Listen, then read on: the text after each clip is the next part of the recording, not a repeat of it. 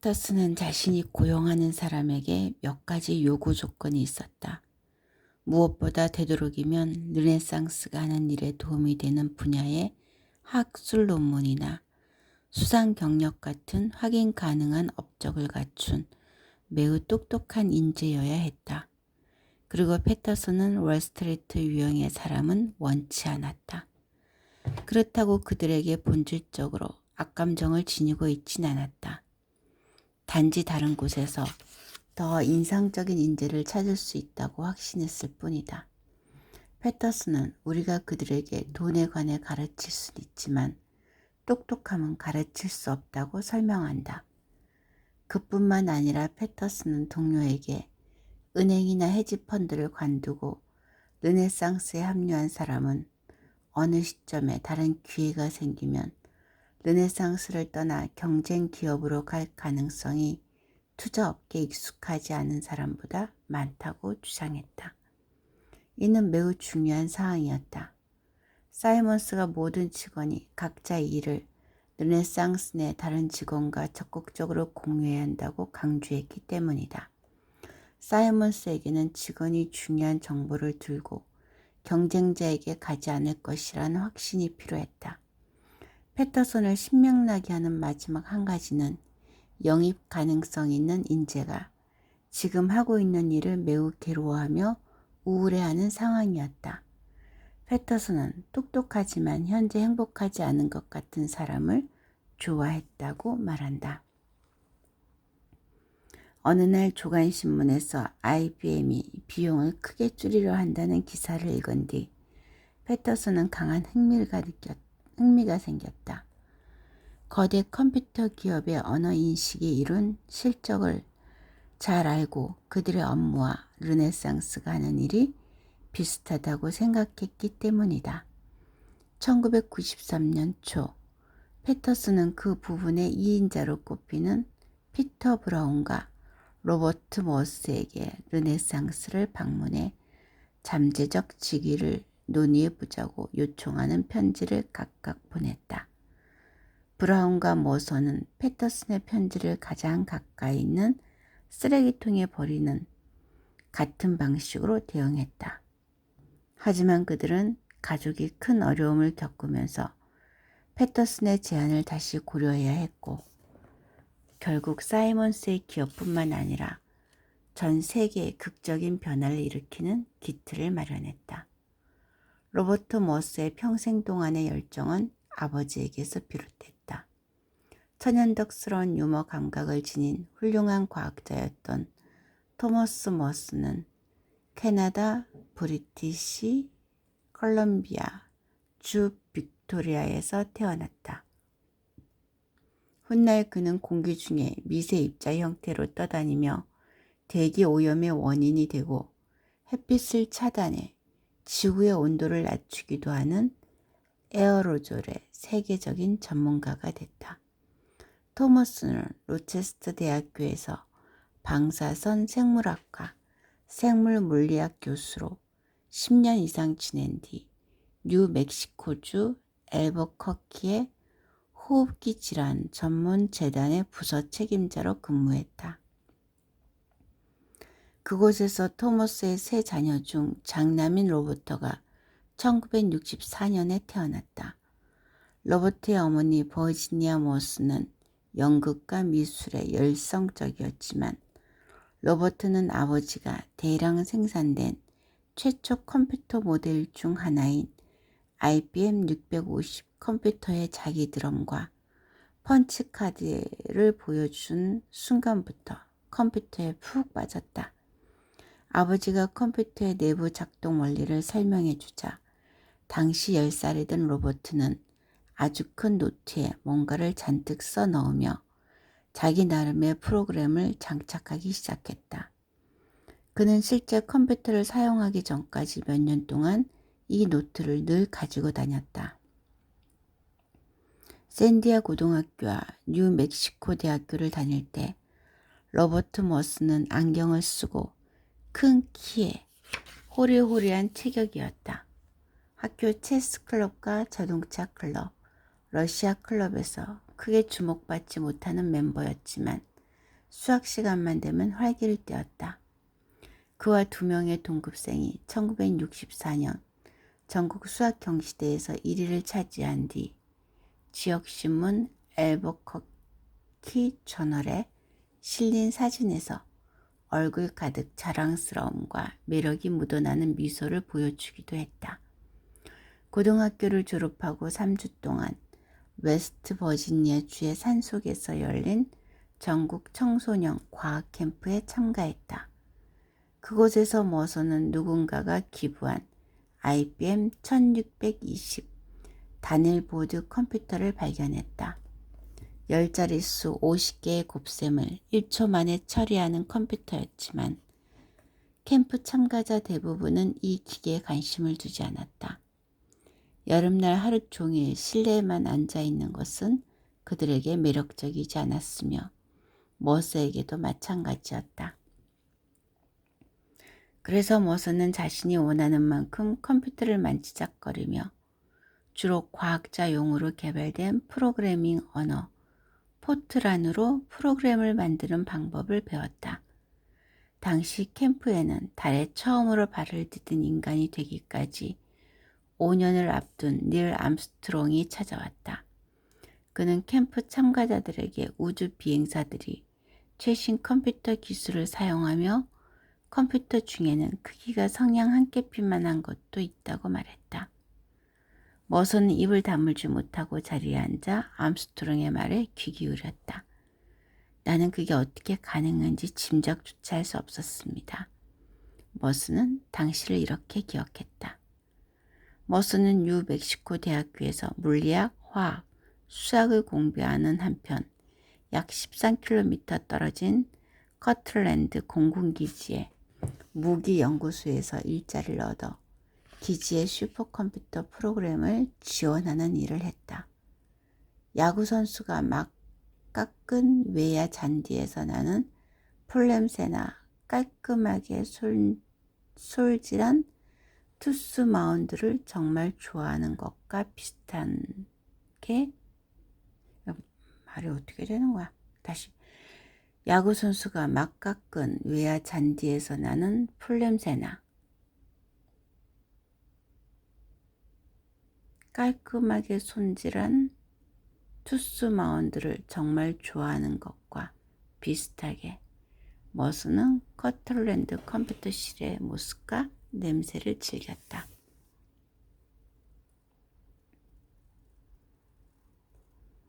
머스는 당시의 느낌을 이렇게 설명했다. 나는 컴퓨터에 관한 모든 것을 사랑했습니다. 늦은 밤 컴퓨터실에서 느끼는 고독감이 좋았고 공조장치에서 나오는 냄새도 디스크의 윙윙거리는 소리도 프린트에 타닥대는 소리도 좋았습니다. 젊은 청년이 컴퓨터실에 그렇게 마음을 사로잡히는 게 약간은 특이하고 심지어 이상해 보였을지 모르겠지만 1960년대 중반에 컴퓨터는 미지의 영역과 새로운 가능성을 상징하는 존재였다. 젊은 컴퓨터 전문가와 학자, 컴퓨터를 취미로 하는 사람들 사이에서는 컴퓨터가 문제를 풀거나 특정 자동화된 과업을 실행할 수 있게 밤늦게까지 잠도 안 자며 코딩과 명령 작성에 열중하는 그들만의 독특한 화해 문화도 생겨났다. 컴퓨터에 대한 명령은 일련의 논리적인 단계별 과정을 수반하는 알고리즘을 통해 이루어졌다. 주로 영리한 젊은 남녀들이었던 프로그래머는 같은 또래들이 오늘의 순간적인 쾌락을 쫓는 것과 달리 대담하게 미래를 탐구하며 앞으로 수십 년 동안 세상을 바꿔놓을 정신과 에너지를 구축하는 반문화적 반항아들이었다. 당시 떠오르는 컴퓨터 프로그래머였으며 훗날 퀀트 투자 업계에서 최고 중역 자리까지 오른 앨런 브라운은 자신들이 옳은 일을 한다는 이유로 사회적, 심리적 고통을 겪었다고 말한다.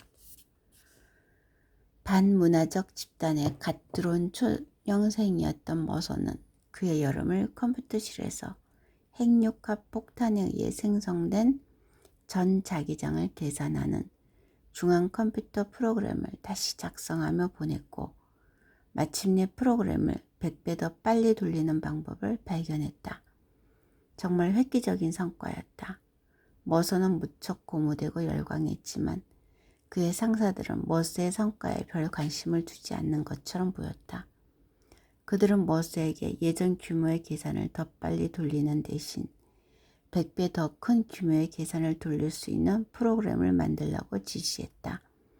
머스가 향상시킨 속도는 그들에게 별 의미가 없는 것처럼 보였고 이런 사고방식은 젊은 머서가 세상을 보는 관점을 형성하는 데 영향을 미쳤다. 머스는 나중에 이렇게 말했다. 나는 이 상황을 보며 정부가 재정을 지원하는 연구의 가장 중요한 목표 중 하나가 해답을 구하기보다 컴퓨터 예산을 소비하는 것이라고 생각했습니다. 그는 냉소적으로 변했고 정부를 오만하고 비효율적인 집단으로 여겼다. 몇 년 뒤에는 각 개인이 자급자족하며 정부 지원을 받지 말아야 한다는 관점까지 수용했다. 머서는 그런 경험을 겪었던 그의 여름 이후로 줄곧 정부 지원 연구를 곱지 않은 시선으로 봤다라고 했다. 머서는 일리노이 대학교에서 컴퓨터 공학 박사 학위를 받은 후 비록 IBM 컴퓨터의 품질은 무시했지만 1972년 IBM에 입사했다. IBM의 다른 부분이 인상적이었기 때문이다. 뉴욕시 근교 요크타운 하이츠에 있는 토머스 제이 왓슨 연구센터를 방문한 머서는 그곳에서 기업의 미래를 이끌어갈 원동력에 대한 혁신을 발견하기 위해 넘치는 에너지로 강력히 밀어붙이는 IBM 직원들을 보고 큰 감명을 받았다. 머서는 IBM에서 새롭게 구성한 언어인식 그룹에 속한 팀에서 일을 시작했다. 곧이어 뭔가 큰일을 서둘러 달성하려는 젊고 활기찬 수학자가 머서의 팀에 합류했다. 피터 브라운은 10대 시절에 자신의 아버지가 매우 힘든 일련의 비즈니스 문제들을 처리하는 모습을 봤다. 1972년 브라운이 17살 때 피터의 아버지 헨리 브라운과 그의 동업자는 개인 투자자들의 투자를 대충 끌어모아 비교적 안전하면서도 수익이 높은 채무를 사들이는 단기금융 투자 신탁을 세계 최초로 도입한 아이디어를 떠올렸다. 헨리의 펀드는 은행저축예금보다 높은 이자를 제시했지만 잠시나마 관심을 보이는 투자자도 거의 없었다. 아들 피터는 아버지가 봉투에 자료들을 넣고 수백 명의 잠재 고객에게 편지를 보내는 일을 도우며 새로운 펀드에 관한 관심이 생기기를 바랬다. 헨리는 땅콩버터 샌드위치로 끼니를 해결하며 그의 크리스마스를 제외하고 매일 일했으며 비즈니스 자금을 마련하기 위해 주택담보대출을 추가로 받았고 부인 배씨는 가족 전문 상담 치료사로 일했다. 궁핍과 탐욕 그 자체가 한데 어울려 우리를 이끌어갔습니다. 헨리는 월스트리트 저널의 당시 상황을 설명했다. 헨리의 행운은 이듬해 뉴욕 타임즈가 신생 펀드에 관한 기사를 게재하면서 찾아왔다. 고객들의 문의가 시작되고 곧이어 헨리와 동업자는 자신들의 리저브 프라이머리 펀드에 들어온 자금 1억 달러를 운용했다. 펀드는 성장을 거듭하며 수십억 달러 규모에 이르렀지만 헨리는 1985년에 사임하고 부인 배씨와 함께 버지니아주의 아주 작은 마을에 있는 가족 농장으로 이사한 뒤 그곳에 있는 약 200만 제곱미터 농장에서 소를 키웠다. 목장에서. 또한 기계식 투석기 시합에 참여해 약 360kg의 호박을 300m 이상 날리는 신기한 투석 장치로 우승하기도 했다. 그들의 새로운 이웃들에게 배씨는 시민운동가와 민주당원으로 알려졌다. 하지만 헨리는 여전히 비즈니스에 대한 생각에 사로잡혀 있었다. 그는 자신이 보유하던 50% 지분을 인수한다는 합의를 어긴 예전 동업자 브루스 벤트와 10년 넘게 다툼을 이어가고 있었다. 마침내 벤트를 상대로 그가 펀드를 운영하는 동안 자신에게 과도한 보상을 했다고 주장하며 소송을 제기했다. 결국 그들은 1999년에 브라운의 50% 지분을 벤트에게 매각하는 것으로 해결을 보았다. 피터의 친구들은 피터가 부유한 가정에 속해 있으면서도 가끔씩 재정에 대한 불안감을 드러냈다고 말한다. 아마도 그의 아버지가 초창기에 마주한 어려움과 동업자와 오랫동안 이어온 다툼 때문이었을 것이다. 하지만 피터는 나름대로 과학과 수학에 대한 야망을 품고 있었다. 수학 전공으로 하버드 대학교 학부를 졸업한 뒤 언어인식 기술의 초기 형태인 음성 언어를 컴퓨터 문자로 바꾸는 방법을 개발하는 거대 석유 기업 엑손의 부서에 입사했다. 이후 피츠버그의 카네기 멜론 대학교에서 컴퓨터 공학 박사 학위를 받았다. 1984년 25세 나이로 IBM의 언어 담당 그룹에 합류한 피터 브라운은 머서와 다른 사람들과 함께 음성 문자를 기호로 전환하는 컴퓨터 소프트웨어 개발 업무를 했다. 수십 년 된 분야에 뿌리박힌 일방적 통념은 컴퓨터의 문장 구성 규칙과 문법을 가르치는 언어학자와 음성학자만 컴퓨터가 언어를 인식하게 만들 수 있다는 것이었다.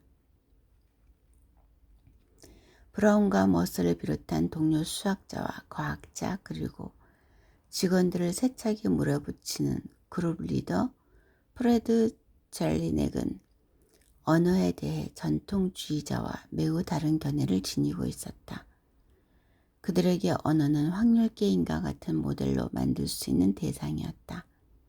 한 문장의 어떤 부분에서라도 그 다음에 이어질 수 있는 단어에 대한 특정 확률이 존재하며 이는 과거에 흔히 쓰였던 단어를 바탕으로 예측할 수 있다.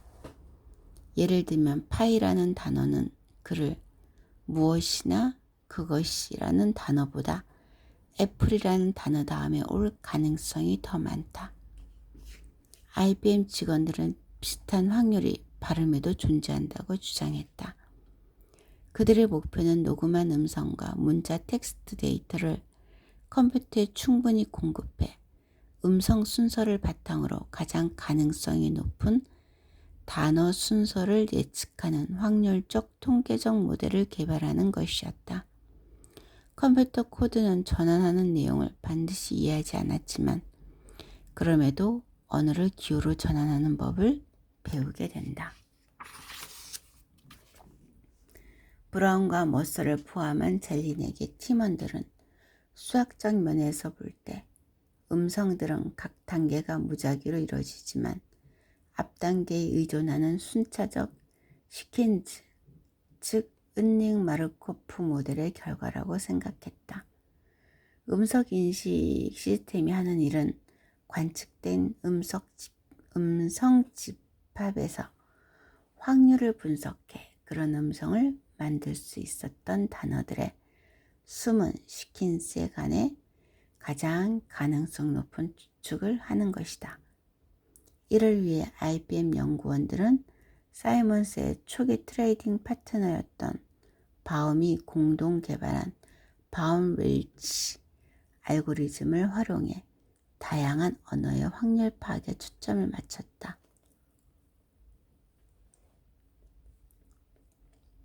그들은 언어가 작동하는 방식에 관한 정적 지식에 따라 수동으로 프로그램을 작성하는 대신 데이터를 통해 스스로 학습하는 프로그램을 만들었다. 브라운과 머서와 팀원들은 18세기 토머스 베이스 목사가 제안한 통계적 규칙에서 탄생한 베이지안 수학에 의존했다. 베이지안 수학은 모든 추측에 일정 확률을 부여하고 새로운 정보를 받을 때마다 최상의 추측을 업데이트한다. 베이지안 통계의 천재성은 끊임없이 확률 범위를 좁힌다는 데 있다. 예를 들면 메일이 악성인지 확실히 알지 못하지만 예전에 정크로 분류된 이메일에서 끊임없이 학습하며 얻은 확률을 새로 들어오는 이메일마다 적용함으로써 효과적으로 작동하는 스팸 메일 분류기를 생각해 볼 수 있다. IBM팀은 방법뿐만 아니라 개인들의 성격도 두둑했으며 특히 머서가 더욱 그랬다. 큰 키에 탄탄한 체격의 머서는 건강 유지를 위해 늘 줄넘기를 했다. 더 어렸던 시절에는 언뜻 보면 배우 라이언 레이놀즈를 닮아 보이기도 했다. 하지만 그게 머서가 지난 화려한 할리우드식 특성의 전부였다. 사람을 대할 때 할 말만 하는 효율적인 스타일로 허투루 하는 말이 거의 없고 정말 필요하다고 생각하지 않으면 말을 하지 않았다. 일부 동료 과학자들은 이런 성격을 기이하게 여겼다. 머서는 어려운 계산을 풀고 나면 가끔씩 내가 완전히 다 해치웠어 라는 말을 내뱉기도 했지만 보통 때에는 하루 종일 혼자서 클래식 선율을 콧노래나 휘파람으로 불며 모든 일에 만족하는 성격이었다. 커피나 차가 술을 마시지 않았고 주로 코카콜라만 마셨다. 드물긴 하지만 화가 나면 불트웨들? 이라고 소리쳤는데 불트웨들? 동료들은 이 말을 엉터리와 헛소리 합성어 또는 별 의미 없이 내뱉는 말쯤으로 이해했다. 머서는 팔이 무척 길어 부인이 셔츠 소매에 천을 덧대 늘리는 바람에 색상과 패턴이 늘 이상했다. 어느새 헬로원 파티를 할 때 고약한 성질을 지닌 젤리넥은 소매가 턱없이 긴 셔츠를 입고 와서 머서의 차림새를 흉내냈다. 이 모습에 머서와 동료들은 웃음을 터뜨렸다. 머서는 아침 6시에 출근해 오전 11시 15분에 브라운과 동생들을 만나 점심을 먹었는데 거의 매일 같은 음식을 먹었다. 그의 점심 메뉴는 타파웨어 플라스틱 용기나 여러 번 사용해 구겨진 갈색 종이 봉지에 담긴 땅콩버터 샌드위치 아니면 참치 샌드위치였으며 동료들은 이를 검소한 성격으로 해석했다. 샌드위치를 먹고 나면 머서는 포테이칩 봉지를 열어 내용물을 테이블 위에 크게 순서로 펼쳐 놓은 뒤 부서진 것부터 먼저 먹은 후 가장 작은 것에서 큰 것의 순서로 먹었다.